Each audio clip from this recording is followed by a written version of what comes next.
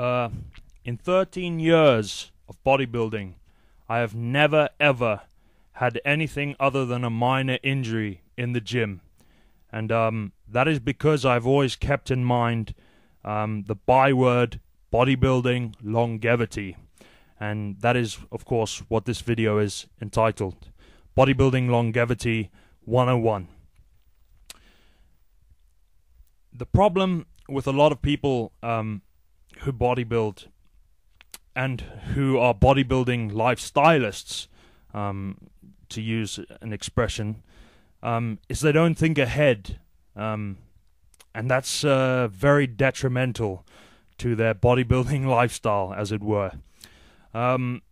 You've always got to keep in mind your safety in the gym, and one of the main aspects of this, of course, is warming up, and that already means that you've got to check your ego at the door. Now, these photographs would seem to run contrary to that, but they are in fact by no means egocentric photographs.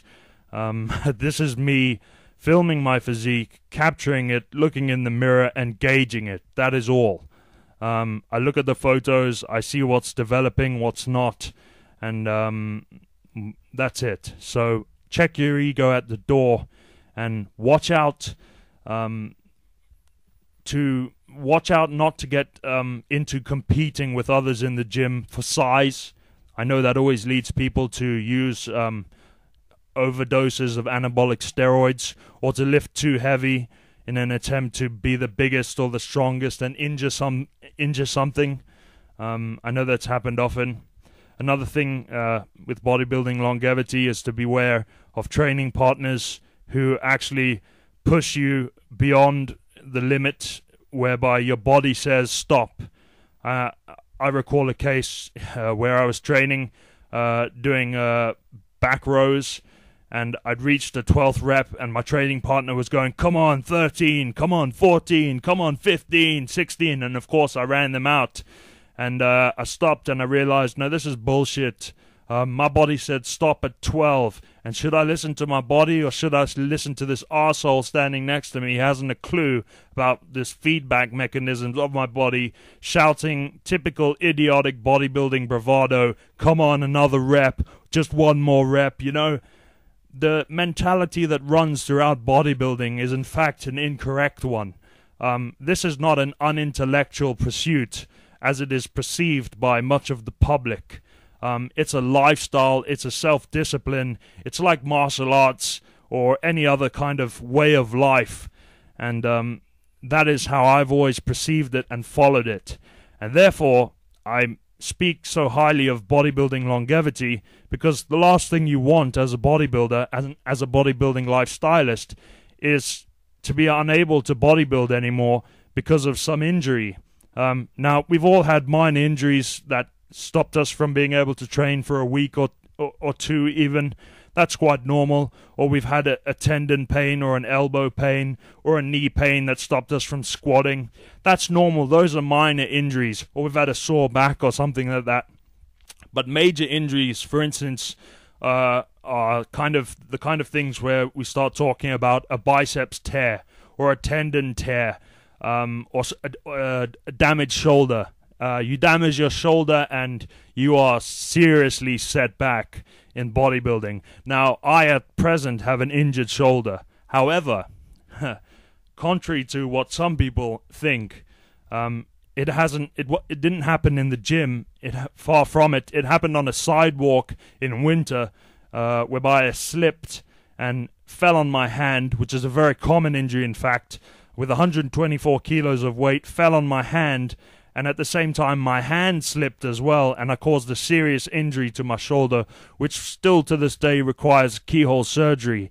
But that doesn't stop me, and I'm training around the injury, and we'll see about the surgery in the future. These photos are by no means relevant, or even now. These are old photos, some of them more at different periods of my training. I just stuck them on there for the video. Now, so when we talk about these injuries, these major injuries in the gym, usually one of the main things is ego, is to check it at the door.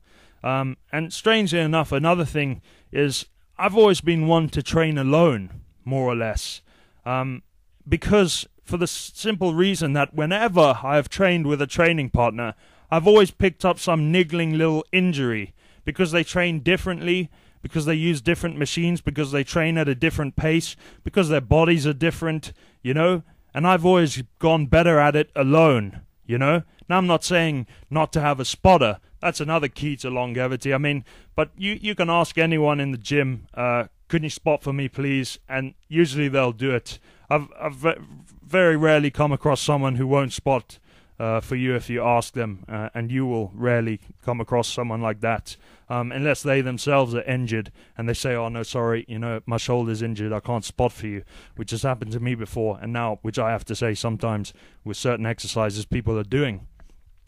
But other than spotting, I've always trained alone, because in my experience where I've trained with a partner, I've either become injured because they train differently with different exercises and have tried these exercises and my body has not been used to them.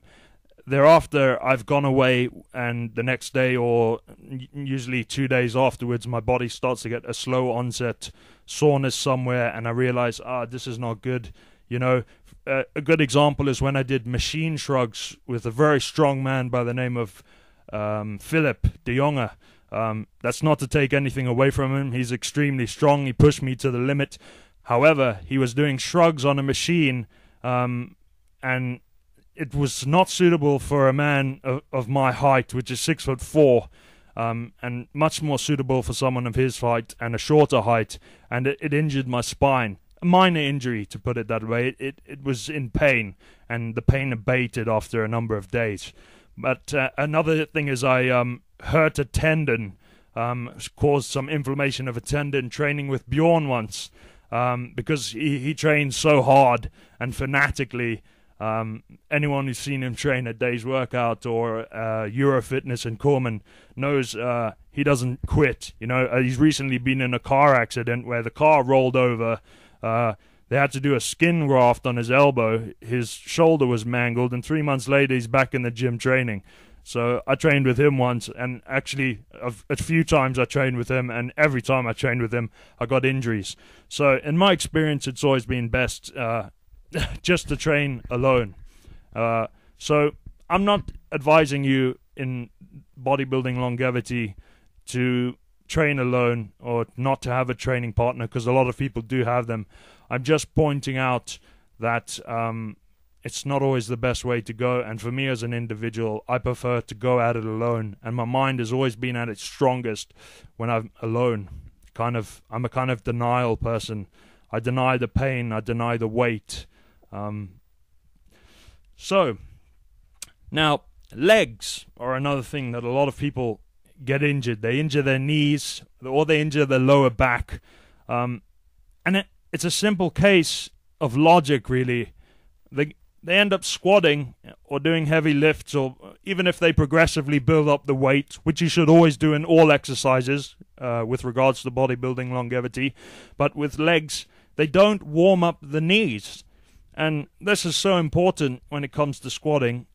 And it's basically one of the best things to do is get on a bicycle and cycle a bit, not so much on a running machine, and then I repeat, get on the thigh extension machine and do some high reps and get the blood flowing in around those knees, you know, and stretch them out and kind of flick them around and make sure they're nice and warmed up before you go and hit your legs.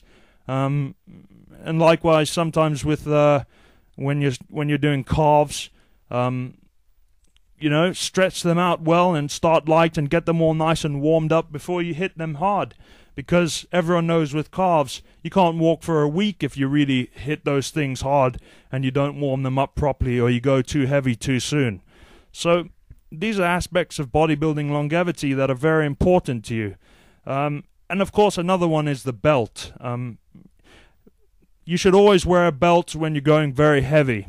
You see me wearing a belt there.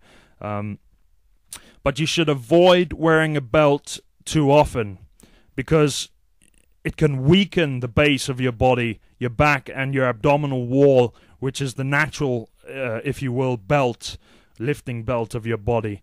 So in that regard, you have to be careful.